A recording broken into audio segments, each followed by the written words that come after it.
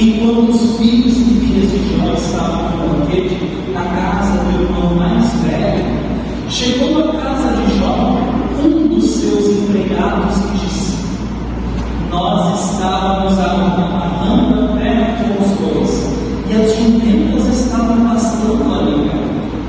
De repente, os sabeus nos atacaram e levaram tudo. Eles mataram a espada, os empregados, e só eu consegui escapar para trazer a notícia. Enquanto este ainda estava falando, veio outro empregado e disse: raios caíram do céu e mataram todas as ovelhas e os pastores.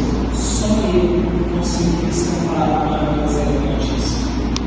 Enquanto este ainda estava falando, chegou um terceiro que disse: 3 bandos de caldeus nos atacaram e levaram os camelos. Eles mataram a espada aos empregados, e só eu consegui escapar para trazer a notícia. Enquanto este ainda estava falando, chegou mais um que disse a Jó: os seus filhos e suas filhas estavam no meio do banquete na casa do seu filho mais velho.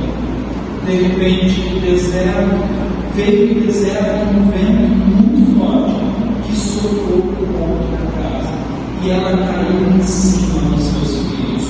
Todos eles morreram. Só eu consegui escapar para trazer a notícia. Então Jó se levantou e, em sinal de tristeza, rasgou as suas roupas e raspou a cabeça. Depois ajoelhou-se, encostou o rosto no chão e adorou a Deus. Aí disse assim: não nasci sem nada e sem nada vou morrer. O Senhor deu, o Senhor tirou, louvado seja o seu nome. Assim, apesar de tudo que havia acontecido, Jó não pecou, nem pôs a culpa em Deus. Até aqui, a palavra do Senhor. Amém. A gente queria que a graça, a paz e o amor de Deus esteja sempre com vocês. Amém. Primeiro, eu preciso começar dizendo sobre a dificuldade de conseguir reunir 15, 18, 20 minutos um resumo sobre toda a história de Jó. Uma história que nós poderíamos ficar 2, 3, 4, 5 minutos falando. Só esse texto que nós lemos já daria margem para tanta conversa e reflexão. Mas eu vou tentar, no desafio, trazer um resumo daquilo que fala o texto de Jó. Mas especialmente vou me ater no capítulo 1 e no capítulo 2 deste livro. Tem muita coisa bonita nesse livro todo. Mas ele tem um sentido tão profundo para nos ajudar na fé. O primeiro é que é incrível que quando nós ouvimos falar ou pensamos sobre o livro de Jó, a primeira coisa que vem à nossa mente é o que ele aborda o tema do sofrimento. Depois de ter ouvido tanta tragédia de toda junta, mas o livro, ele traz, mesmo que traz essa história tão triste, ele não quer falar sobre sofrimento. O livro quer falar sobre fidelidade. Claro, ele vai tematizar o tema do sofrimento, mas não como tema principal. O livro ele quer indiretamente falar e perguntar sobre, pode passar, este e mais um. Ele quer fazer uma pergunta, pode passar. Essa é a pergunta. Quem é Deus? E a segunda pergunta é sobre quem é Deus para você, que imagem você tem de Deus. Porque Jó trabalha justamente nisso, a imagem que nós temos de Deus. Quem é esse Deus por detrás de tanto sofrimento desse homem, ou melhor, por tanto sofrimento humano? Esse Deus que não consegue ser compreendido por Jó. O próprio nome de Jó, no hebraico, Yov, ele tem 2 significados. O primeiro significado é inimigo. Quando um judeu ouve a palavra Yov, ele pode pensar sobre inimigo, mas também ele vai ser Yov na contração de 2 palavras: onde mais vai. Quase deixando de entender a própria oração de Jó: onde está meu pai?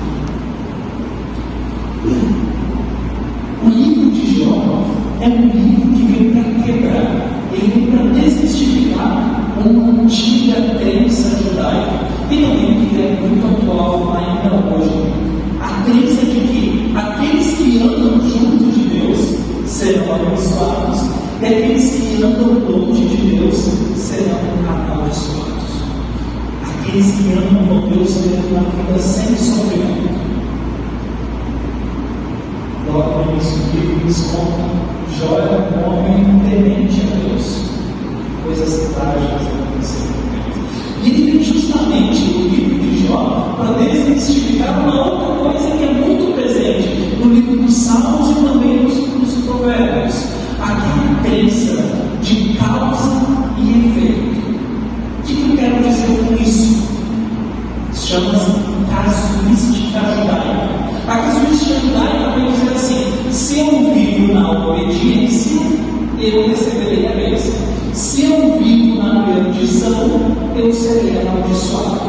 Jó e também o livro de Eclesiastes são livros críticos a essa teologia da retribuição. Eles vão demonstrar que o justo também pode sofrer, que nem sempre o justo vai ser abençoado, e que também, por mais que doa, nem sempre o injusto vai ser castigado. Isso gera um grande questionamento no Jó, porque ele vem dessa afirmação: o bom ganha a bênção e o mal a maldição. Só que ele experimenta no corpo, na pele, no espírito, no contrário. Ele é alguém justo. Então, pela lógica, ele não deveria passar por todas as perdas que ele passou. Essa teologia da retribuição, ela existe até hoje. E até certo ponto ela está correta. Só que ela não pode ser uma verdade única. O que eu quero dizer com isso? É claro que você vai ser abençoado se você viver com Deus. É claro que você vai ser abençoado se ler a Bíblia, viver em comunidade, participar de uma igreja. Mas bênção nem sempre são coisas positivas. Também, aquilo que de ruim acontece na tua vida, Deus pode transformar em bênção. Isso se pode dar nó na nossa cabeça, porque ninguém quer coisas ruins. É mais fácil ver na casuística. Se eu sou bom, ganharei bênção. O problema é que às vezes o sofrimento, muitas vezes, não só às vezes, muitas vezes o sofrimento chega dos bons. Uma enfermidade pode ser bênção. Um problema pode ser bênção. Um conflito pode ser bênção. O que nós precisamos rever é o nosso conceito do que é ser bênção. Jó vai dizer: o Senhor me deu, o Senhor me tomou, bendito seja o nome do Senhor. Nesse sentido, para Jó estava muito claro: bênção não significa apenas coisas positivas. E esse é o contraponto que Jó e Eclesiastes têm do livro de Salmos e Provérbios. Jó percebe que é bem possível que o justo também passe por sofrimento. E também que o justo não veja o sofrimento dos ímpios. O livro de Jó, no capítulo 1, assim como no início do capítulo 2, o livro começa com o diálogo. E se você vai com sua Bíblia aberta, você vai ver que esse diálogo é um pouco inusitado, porque é o Satanás indo visitar a Deus para conversar. Satanás, o diabo, vai conversar com Deus. E muitos autores trabalham a ideia de 3 teses de Satanás, que ele quer usar contra Jó, contra o ser humano, e quer usar isso contra o próprio Deus. A pergunta que Satanás faz, em outras palavras, é: será que Jó ama a Deus, teme a Deus, sem interesse? E a pergunta contrária também é: será que Deus ama Jó desinteressadamente? Ou Jó só ama a Deus porque ganha as bênçãos, e Deus ama Jó porque Jó é temente a Deus? A tese de Satanás, ela está baseada em 3 coisas que o ser humano corre atrás da vida inteira. Jó perde os seus bens, seu sustento, seu trabalho. Jó perde os seus 10 filhos ao mesmo tempo. E Jó perde a sua saúde. As 3 teses de Satanás é que dinheiro é tudo na vida, família é tudo na vida, saúde é tudo na vida. E o livro quer discutir a postura de Jó diante das perdas, porque ele perde o trabalho, o dinheiro, perde a família e também perde a sua saúde. Mas o que tem de problema na saúde, o trabalho e a família? Não tem problema nenhum. A grande questão é que Satanás usa isso contra nós mesmos. Se a tua saúde é o que tu tem de mais valioso e precioso, então a tua saúde te torna ver Deus. Se a tua família, por mais importante que essas coisas sejam, ninguém vai dizer que a família não é importante, não podemos dizer isso porque fala a oração, mas se dizemos que também a família é a coisa mais importante que a família, que tudo, nós começamos a cultuar a família. Se o meu trabalho é tudo que importa e eu dedico o dia todo só pensando no trabalho, ele se tornou Deus para mim. E ali é onde está o teu coração, ali está o teu Deus. Minha família, meus filhos, esposa, marido, são tudo para mim. Mas se por alguma razão eu venho a perder alguma dessas coisas, se por alguma das razões eu venho a perder alguma dessas coisas, como é que fica a minha fé? Se eu perco todo o meu dinheiro e todo o meu sustento, se eu perco alguém amado dentro de casa, se eu perco aquilo que eu tenho de melhor, a gente diz por aí, não tendo saúde, é o que importa.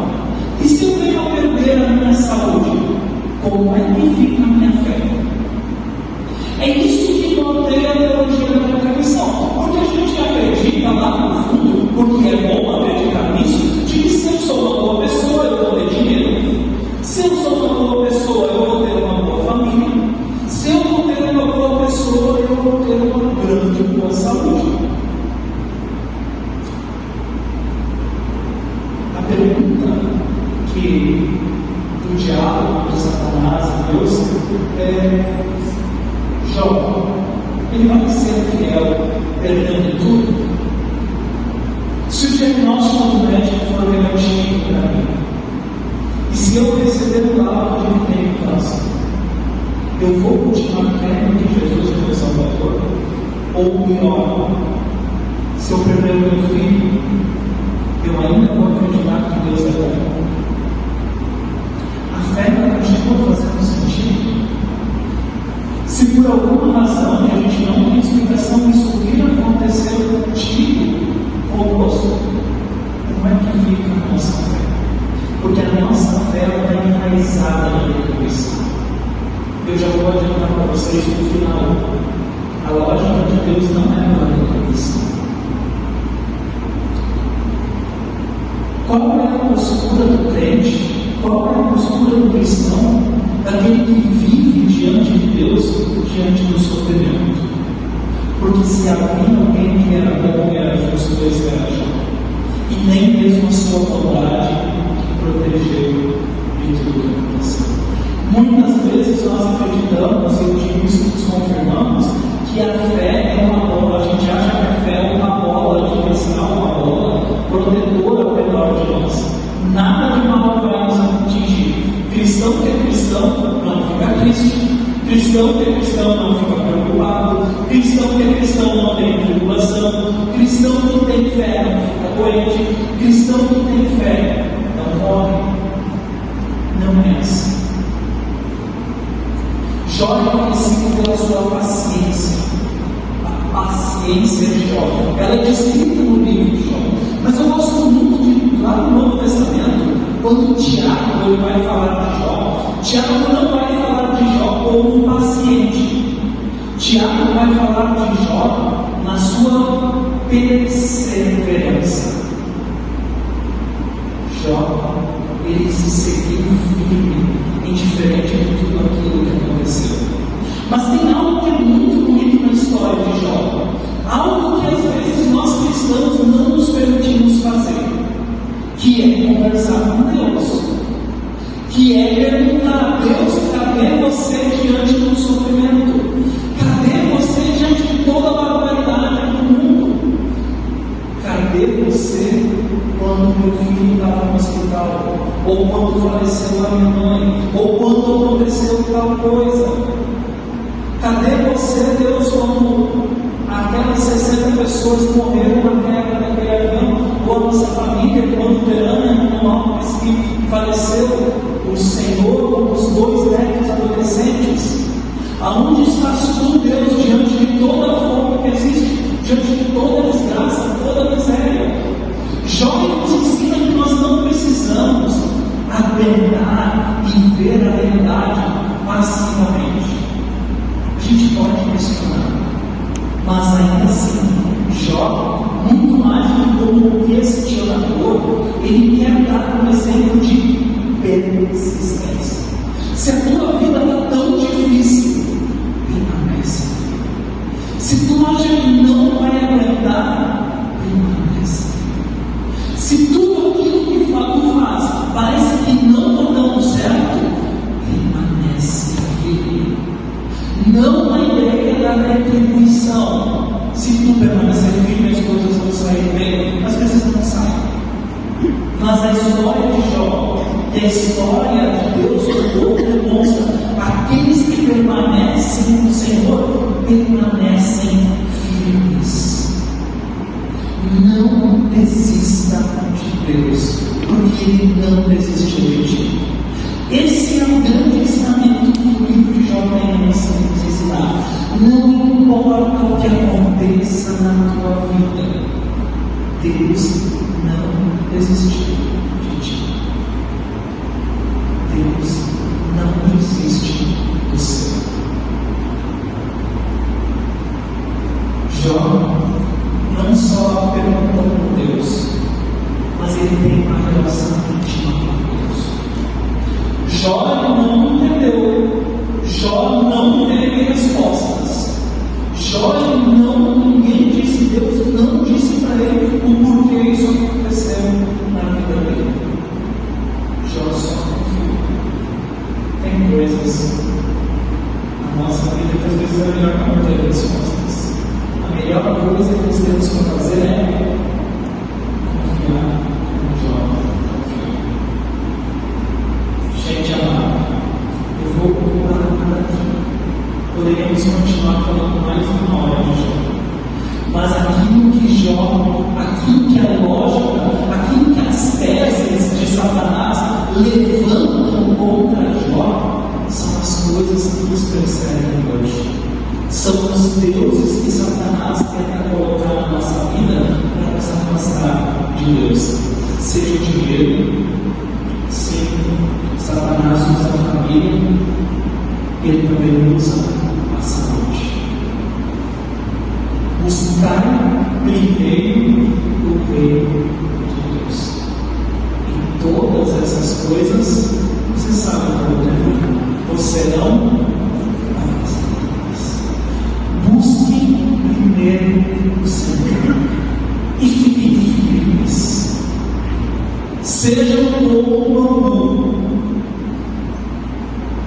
Quem sabe o mesmo bambu sabe. Ele mexe, mas ele não quer.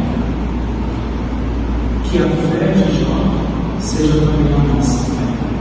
Firmeza e perseverança diante do sofrimento. Amém? Vamos cantar Deus é fiel.